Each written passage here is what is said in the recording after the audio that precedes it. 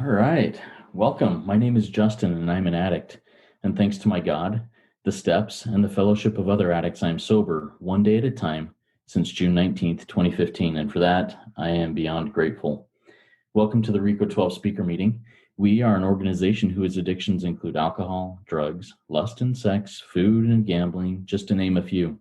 We come together from all places, faiths, and backgrounds to learn the similarities of addiction and to gain tools and hope from others who are walking a similar path. We invite recovering addicts with at least 1 year sobriety and who are actively working their recovery in their respective fellowships to share their experience, strength, and hope on a live Zoom meeting each Friday at noon Central Time for 20 to 25 minutes. Then we, the live audience, get the opportunity to ask questions of that speaker for another 20 to 25 minutes. Now, in order to ask questions, please type them in the Q&A link at the bottom of your Zoom window. Now, if you're hearing this podcast recorded and would like to participate as a live audience member in the future, or even if you qualify and would like to be a future guest speaker, please go to www.RECO12.com, that's RECO12.com, to learn more and submit your email address there to receive weekly invitations or to submit to become a guest speaker. RECO12 is a self-supporting service, and we appreciate your help in keeping it that way. We gratefully accept contributions to help cover the costs of the Zoom platform, podcast platform, web hosting, and administrative costs. Those things add up, and we're grateful for any contributions you can make. To contribute, you can go to www.reco12.com/support, or you can click the link to PayPal in the chat of the live meeting. When you contribute, please specify the meeting number. This is meeting number 18. In last week's speaker meeting, we had the pleasure to hear from Heather. Now, Heather shared openly and honestly about her husband's addiction brought her to her own healing and a stronger relationship with God. If you missed hearing that one or any other meeting we have done, you can listen to them in podcast form by searching for RECO12 Speaker Meeting Podcast on virtually any podcast platform that you use. Or you can go to the RECO12 website and find it under the link podcast. Now, recently, about the RECO12 Speaker Meeting Podcast, EHSLC said this on their review on Apple Podcasts. They said, "Great for any type of addict. Amazing content for anyone suffering with an addiction or helping someone that is. The speakers are people that have struggled with all kinds of addictions, such as alcohol, sex, drugs, and stealing. I have learned from all of their experiences, even though they might have struggled with addictions different than mine. Thank you, EHSLC. Now, if you, the listening audience, have also found value in this service, please take a moment to go to the podcast platform of your choosing and leave a rating and review. It helps us work our 12th step by carrying the message of recovery to more addicts who suffer." Now, let's introduce our guest speaker for today, Amy B. All right, Amy is a recovered food addict and Anon who has been working recovery with varying degrees of success since April 2013.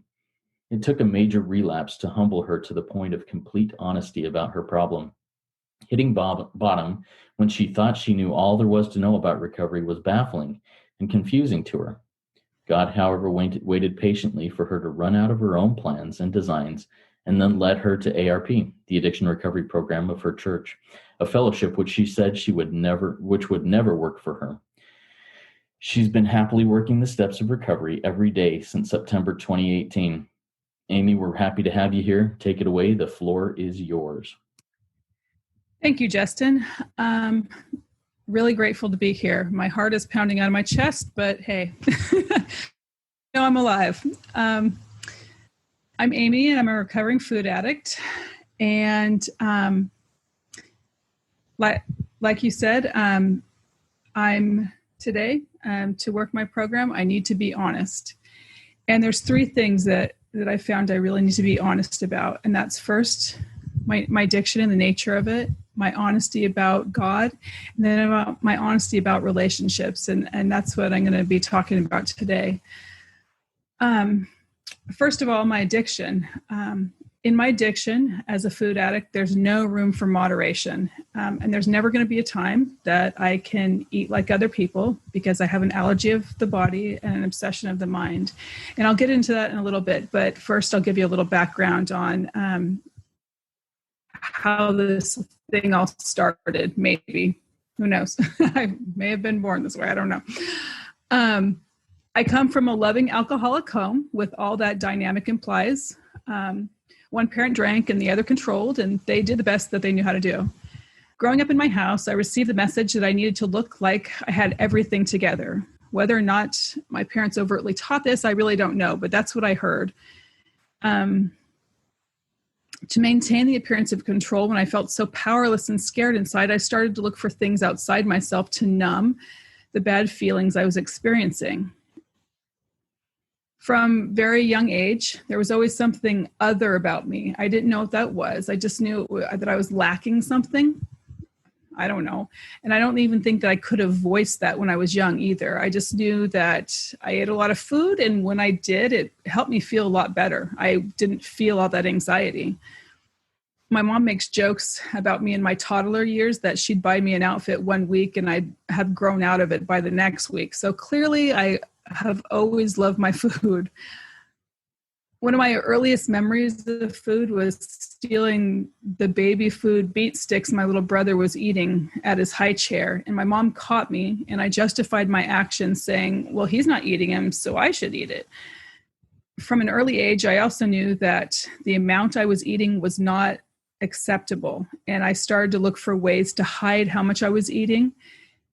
And I'd try to get away with eating when my parents weren't paying attention. I remember having a pizza party with a bunch of kids at my house, and I was so excited to eat as much as I wanted without any limitations from my parents. They were going to be too preoccupied with the guests to tell me to slow down. By the time I was in junior high, I weighed more than I do now as an adult, as an almost 50-year-old woman, but I was about a foot shorter. The summer before ninth grade, I mustered all the self-will I had, and I started to diet. I probably followed some diet that I'd found in a teen magazine, but I honestly don't remember. All I remember that is by my 14th birthday, about 3 months later, I could fit into jeans that were a normal size for me. But by January of the next year, I started to have blackouts for seconds at a time when I was walking home from school.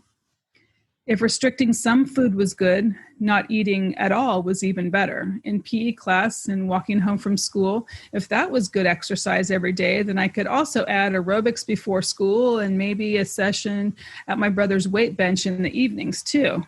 It just kind of built onto each other. And I also started to use the laxatives that I found in my mom's drawer of her bathroom. Through all this starving, I really did miss food. And I had these little periodic binges. And today I look back and I'm thankful for those binges because it probably kept me from damaging my body even further, because I would have been even thinner than I already was. My father took note of my weight loss.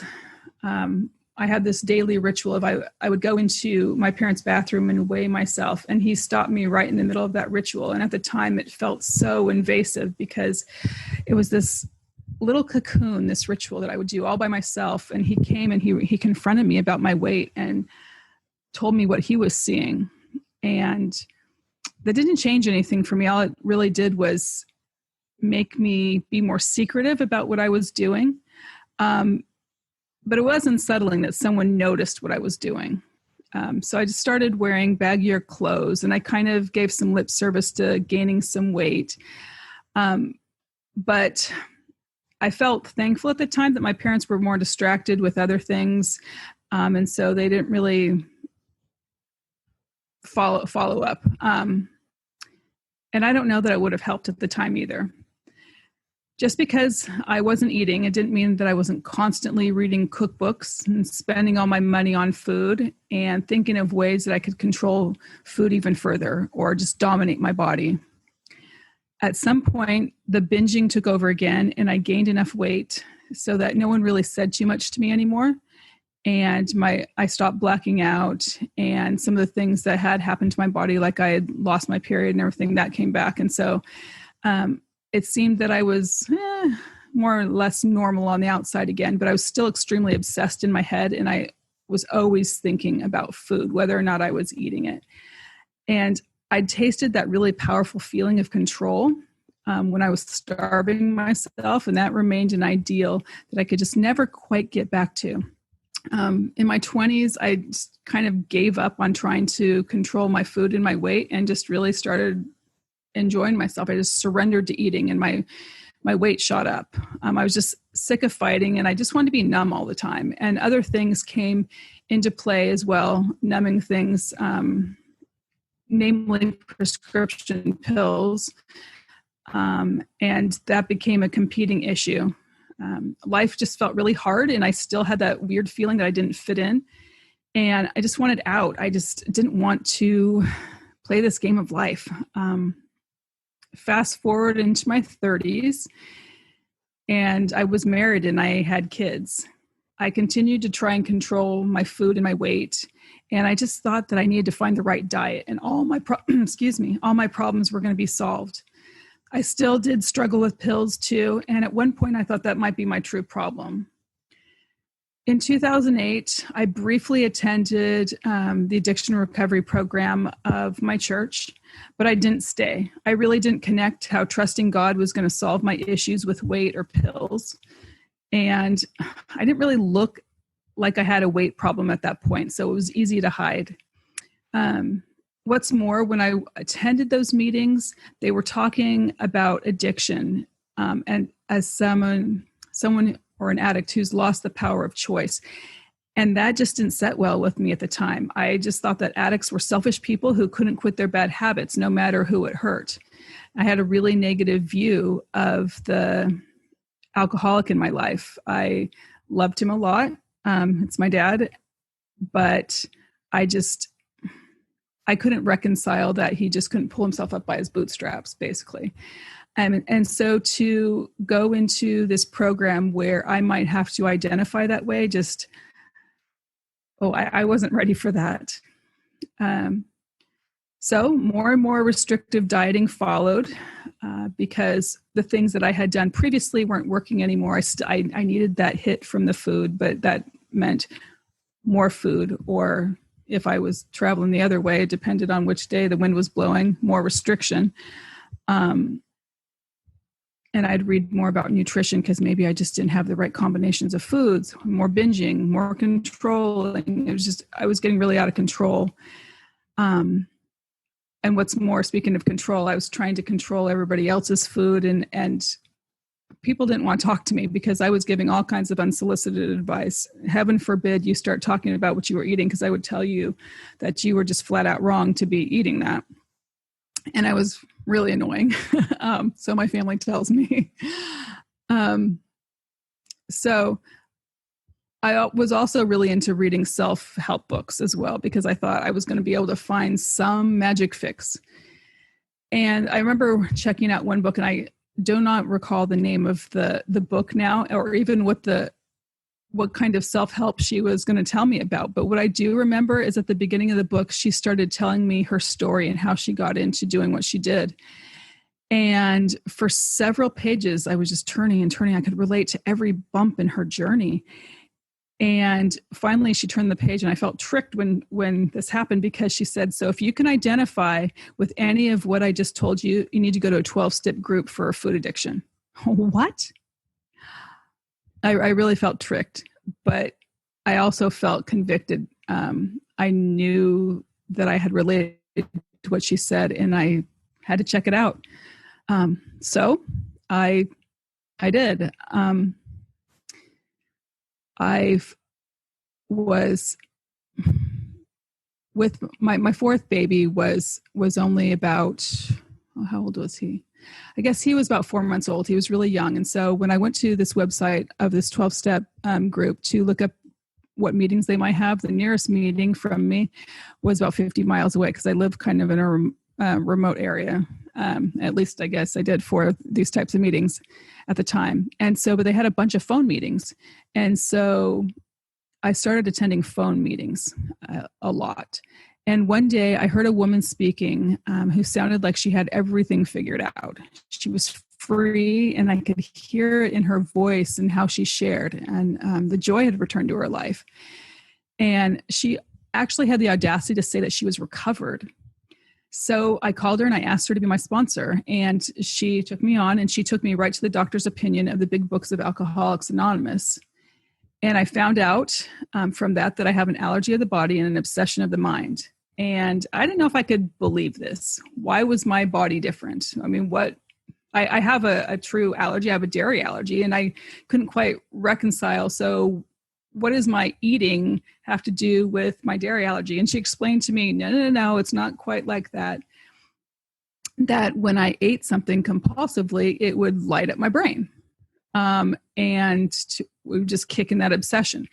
And when she explained it to me that way, yes, I got it. When I eat compulsively, I don't know what's going to happen. It's like a game of Russian roulette. I might be able to control it, or I might be like I did once with a whole sheet cake in front of two friends, just started gobbling it until I was done, apologizing the whole time because I couldn't stop. So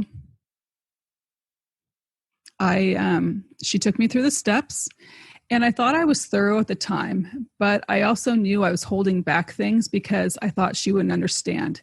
I'd grown up going to church, and I thought I knew all about God. Yet I couldn't reconcile some of my ideas about God. And I didn't want to tell my sponsor about any of the struggles I'd had with God and religion because I assumed that she'd either judge me or she wouldn't understand. And so I compartmentalized all those God hangups, and I continued to work the steps, and I called myself recovered, and I began sponsoring like she did. And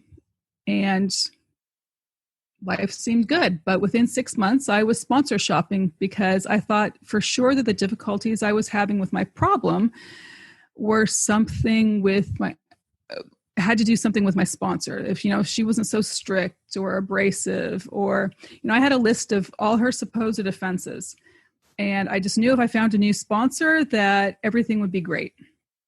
And so I did. I found a new sponsor. At least I did tell my old sponsor I was walking away. I did do that. I wasn't completely rotten. But so I got this new sponsor, and she was really easygoing, and but she kept seeing that I was having all these different fears. And finally she said, you might want to go to this other support group for people who have addicts in their lives. And it was Al-Anon for family members of alcoholics. Because she said, maybe that can help you because you have all these, she didn't say you have weird fears, but she said you have quite a few. And so I did that, and I got a sponsor that was both recovered in the food addiction and also in Al-Anon, and we worked well together. And a few years down the road, I embraced the concept of alcoholic foods. Even though I'd heard this idea before, I had never wanted to touch it because I didn't want to cut out certain foods. I knew I was still kind of getting an effect from certain things, and I didn't quite want to give that up. I still called myself recovered, and it was nice to be in the fellowship and whatnot, but I had just hoped that if I worked the steps hard enough, that my physical allergy would just disappear. And it's true that my obsession did lessen, and I learned a lot about not controlling others. But if I wasn't completely honest, I wasn't going to get complete recovery. And that's true. As I look back, I would have these periodic breakout binges that would just seem to come out of nowhere. And around 2015, I was out of control emotionally, and my food was really crazy. And my sponsor talked to me about some of these different foods that might be causing some of this behavior.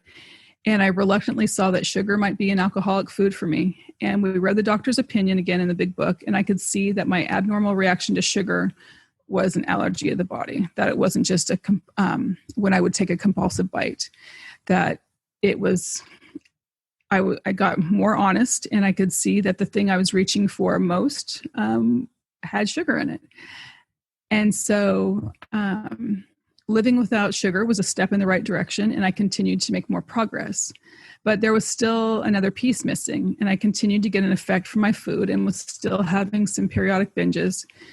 And emotionally, I wasn't very much in control either. And what's more, I was spending a lot of money just to make these elaborate copycat creations of foods I used to eat just without sugar. But I was using a lot of substitute sugars and still really engaging in the behaviors that I was before. But I was still giving service inside my group, and I could talk about the big book. And, it was, how do I say, I was still back with that childhood idea of if I look good on the outside, all was good. But inside I was festering and I was obsessed. So I clung to service opportunities though, because I thought, well, I'm going to get some recovery doing service. And it did keep some of the insanity in my head at bay, but I couldn't do it alone. And I know looking back that God did help me with the things I was willing to hand over.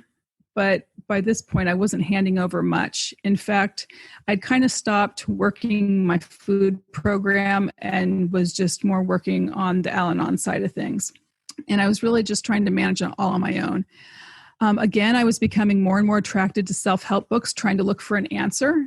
And I became very attracted to books that promise recovery without God and the steps. And these books talked about how I could retrain my brain and how through sheer willpower I could overcome my addiction. And did I even really need to call myself an addict anymore if I could retrain my brain? Why was I so comfortable with the idea that God had no power or that God didn't exist? It seemed inconsistent with my professed belief, and yet I was really drawn to that idea. I've heard that said that water rises to its own level. And clearly it said something about me that I was attracted to these ideas. I mean, these must have been my true beliefs, that God wasn't all that powerful and that God could only be trusted with certain situations. But I wasn't yet willing to look at my lack of trust in my higher power. So by 2017, I was just done trying to pretend anymore. And I called my sponsor and I said, my words were, I just can't do this anymore. The 12 steps, everything. I thanked her for her years of service. At this point, we'd been working together for a long time and she was great. She'd helped me a lot. And at first, it felt so freeing because I no longer had to 10th step or do evening reviews, freed up a lot of time. And I allowed myself to eat sugar, and that felt amazing. I thought I was cured because for the first week, I could completely handle having a few goodies here and there. And I congratulated myself that I didn't go crazy and binge. And I was even eating less than other people. 2 cookies per serving? Yeah, that's not a problem. I was totally satisfied for about a week. I wasn't binging, and I felt more calm than I had in years. I was telling myself a story.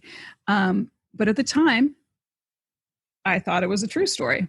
I could just be normal again, like everyone else. I could have a treat with a family. I felt high-spirited, probably even giddy, finally free. That's what I thought. How could I have ever lived that in that restrictive way that I had for the last couple of years? Somewhere in the back of my mind, I knew I was justified because I'd been questioning whether all this stuff I'd been doing for years was sustainable, and clearly not, because now I was free and I could be normal. But what I didn't notice is how quickly I started making rules for all the goodies and sneaking in bites here and there when no one was looking. It was on a much smaller scale at first, and so it didn't set off any alarm bells. And I was kind of working on retraining my brain with a program I'd purchased, and I was having limited success. But I did notice that there was some chatter in my head now and again. Now, when I was taking bites of things, and it was taking more and more willpower to not continue eating on after I'd taken bites of certain things. Let's fast forward a whole year, and I'd gained a noticeable amount of weight despite my usual amount of exercise, and I was depressed to the point that thoughts of suicide were creeping in. That scared me a lot because back in my 20s, I'd gone down that road, but now I had a family, and so the thoughts of suicide were really scary, and I knew something had to change. Life was really hard, and I felt defeated. I wallowed in self-pity and was really quick to anger. I started to feel like I've done this to myself. I opened up Pandora's box again, and now I'm in deeper than I was before. And what can I do? Because I didn't have the willingness to change. Part of me still really wanted to eat. I still wanted that effect. It was an instant fix to all that anger every day. I felt ashamed. I kept telling myself, I knew better. Why did I ever walk away? I was at a point where I couldn't live with the food and I couldn't live without it. Food really was my master at this point. On top of it, I was mad at God. Why had he even made me this way? This wasn't fair.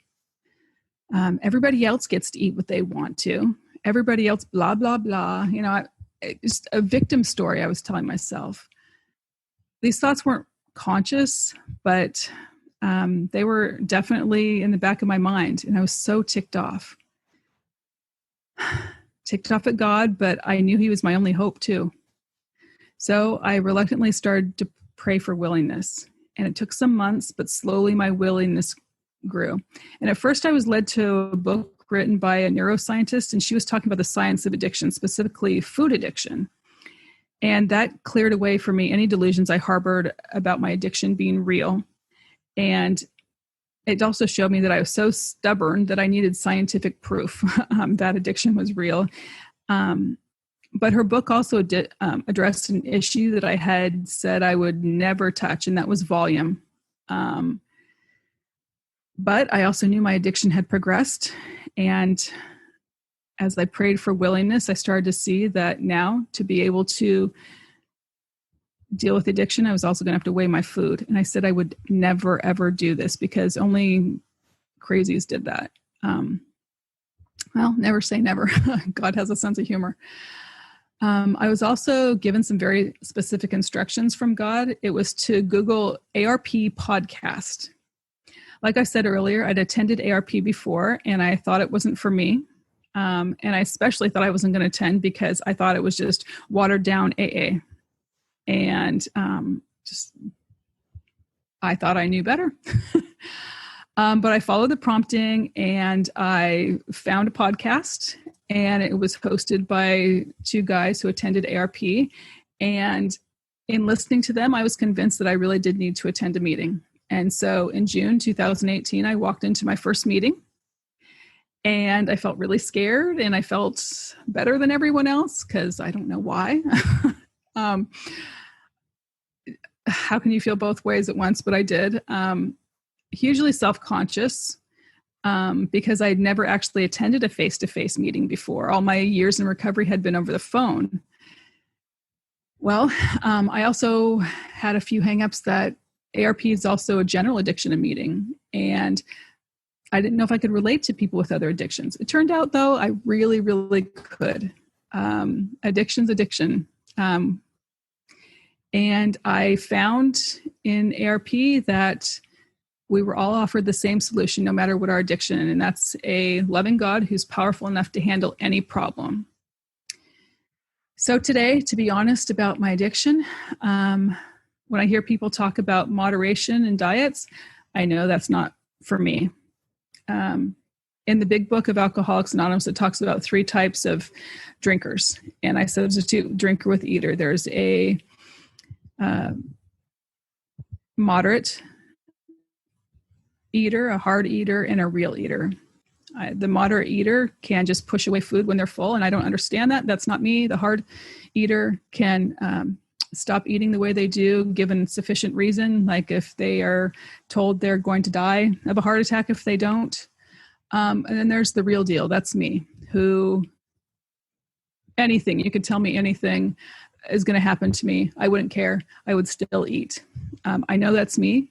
And because that's me, I need a spiritual solution.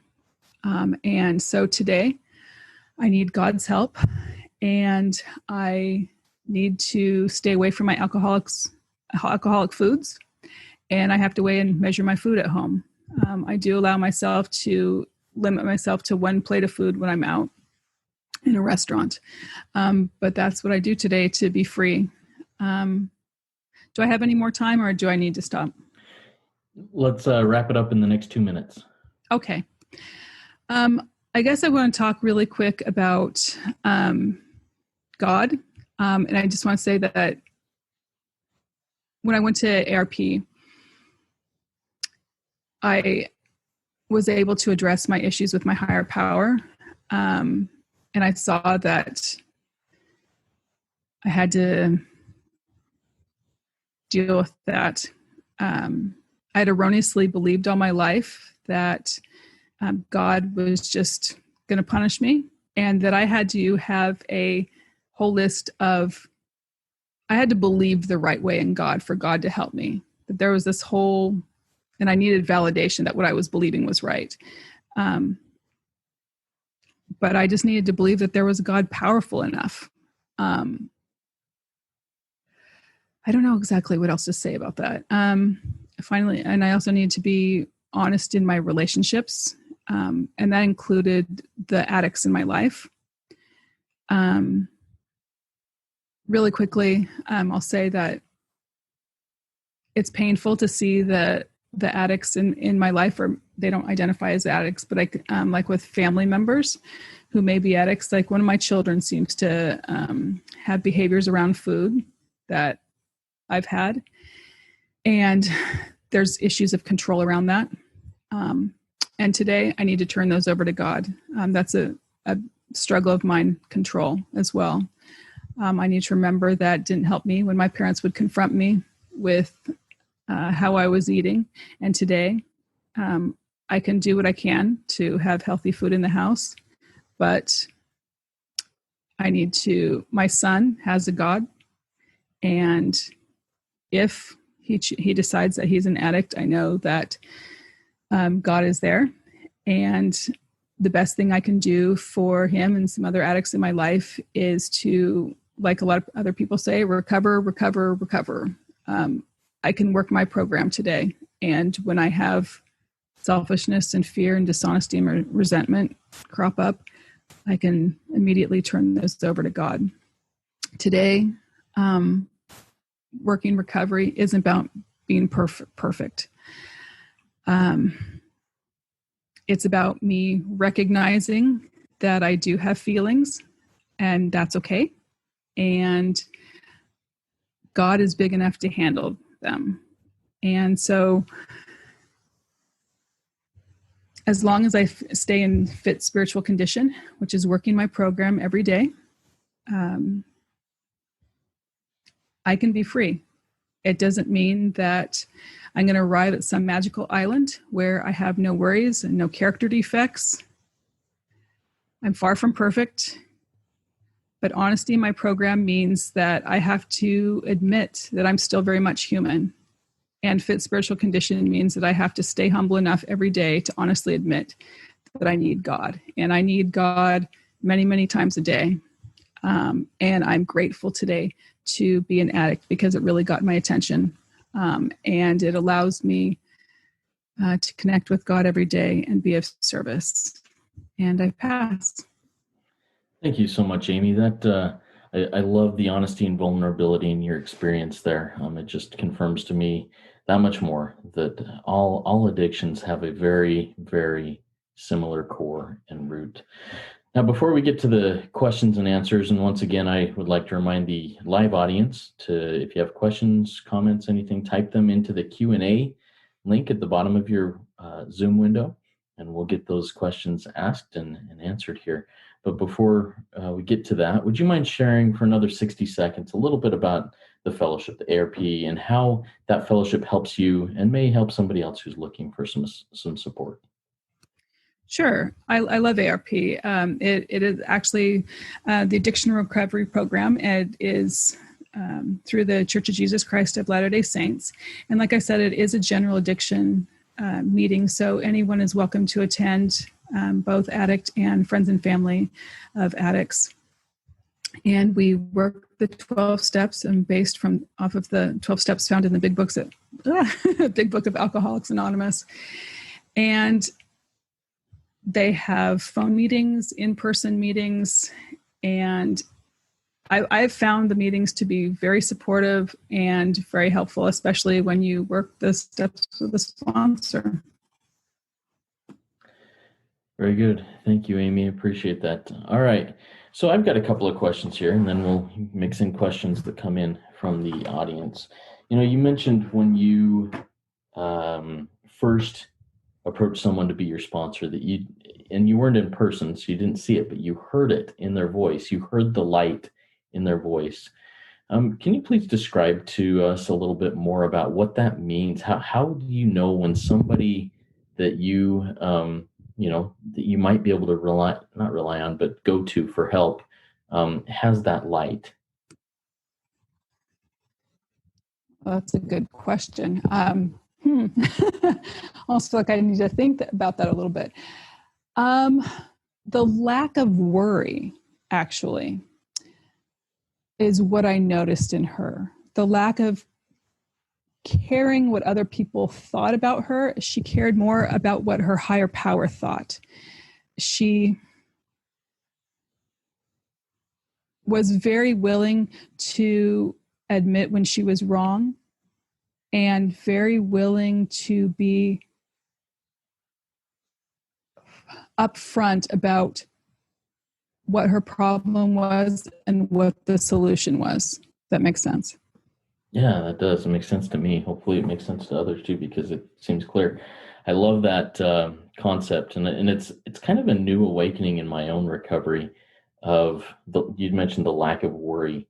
If I go into my day in a defensive stance, like I'm scared about what things are going to come at me, whatever my addiction is, what's going to hit me today, and I worry about that, I'm living in what I call what is, in my definition, abstinence and sobriety, and that's miserable. I need to live in recovery and healing, and to me, there's a difference in that: the worry and the trust in God going into the day, trusting that He will protect me.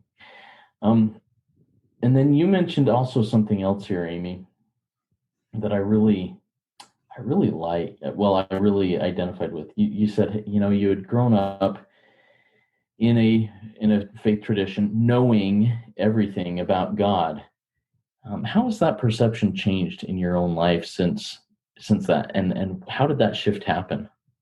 Oh, I felt like I used to have a list of God is this and God is that. And if I couldn't reconcile an experience with that list, it must not be God. Well, that list was made up by me. And I sure don't know everything there is to know about God. Heaven forbid, because I can't see the forest for the trees half the time. Heaven forbid that I limit God to what I thought I knew about Him. How did I reconcile that? From working the program and starting to know that, no, I don't know everything, opened me up to the idea that maybe some of my ideas about God that I thought I knew were either very limiting or flat out false. And that gave me room to see that, maybe God is more powerful. Maybe He can do a lot more in my life and other people's lives than I thought previously. Oh, very cool. Is there a specific maybe belief that you used to have that was limiting or flat out untrue that now, as you look at it, you go, I see much more clearly now in that? Can you think of anything specific? The one that really stands out to me, well, two things. One, God wasn't going to be able to help me with my addiction because everyone has to eat every day. And, I was just a glutton and lacked willpower. Why would He help me with that? So that was one. But I also very much believed in the idea, I guess it comes from the Old Testament, the eye for an eye. Whatever I did or someone else did, there was going to be a punishment to it that was, it better be very severe, because remember, these were my own ideas about God. And so God could only give very severe punishments. I lost the rest of the question that you asked me. No, I think that covers it, because I don't remember anything else from it either. So very good. All right, and another thing that you said, water rises to its own level. I've never heard that spoken quite like that. And it probably because I'm very sheltered and have never heard that. But can you kind of expound on that just a little bit? Water rises to its own level, and what that means in the context of addiction and recovery. Well, the way I understand it, and I've never looked it up, is just like attracts like, I guess. And so when I was ready for a certain amount of truth, that's what I found. But when I was hiding and not willing to be honest, there was no way I was going to rise to anything above where I was at. I think, to me, I equate that saying to the other saying. I love my sayings, that, when the student's ready, the teacher appears. So for me, they're very similar. And I wasn't going to be able to rise to any level of recovery until my level of willingness was ready to meet the honesty required to get to that level of recovery. Awesome. Thank you. We got a question that came in from Heather. She says, "Hi, Amy. Thank you for your share. What would you say to someone who says God isn't there or isn't helping me in my recovery?" Oh, hey, Heather. That's a great question. To them, I would say, I'd ask them to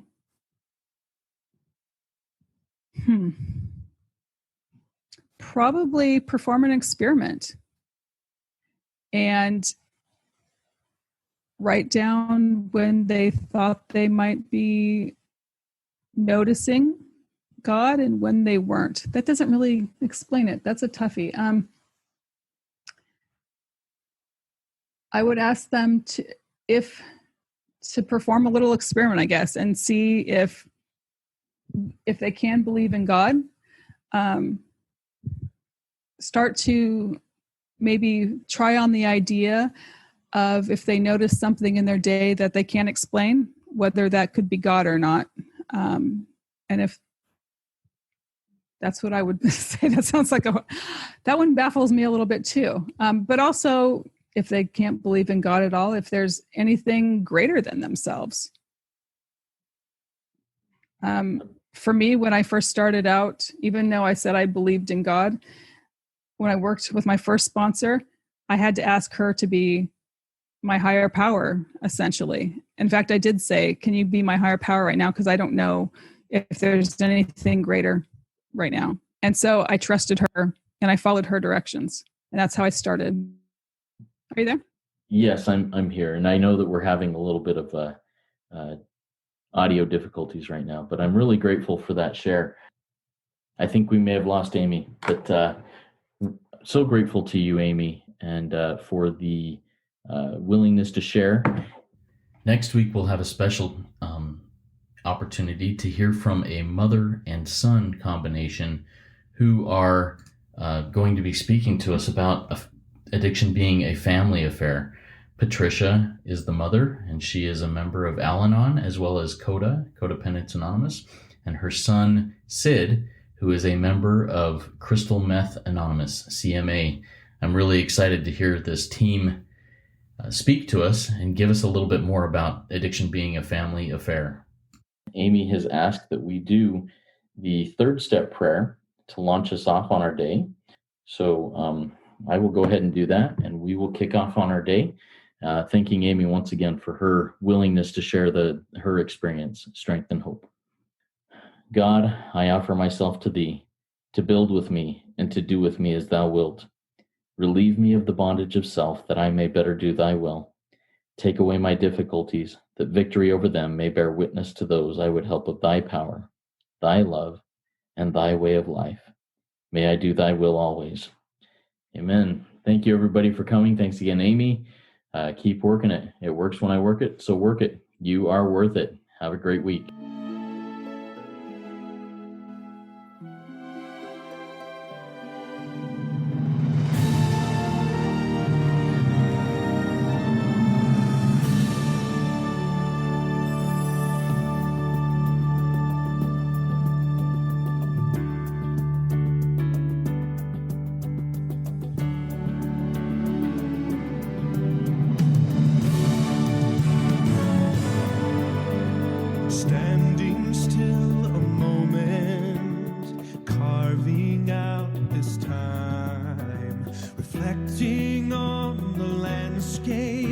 this life of mine. Peaks too high to conquer, streams too wide to cross, troughs too deep to walk through without incurring loss. Yet here I am, still standing tall, despite the rough terrain. One like me survived the storms and walked through wind and rain. Still standing, I will fight the good fight. Still searching for glimmers of light. Feet still on the ground, I can still be found. Standing still.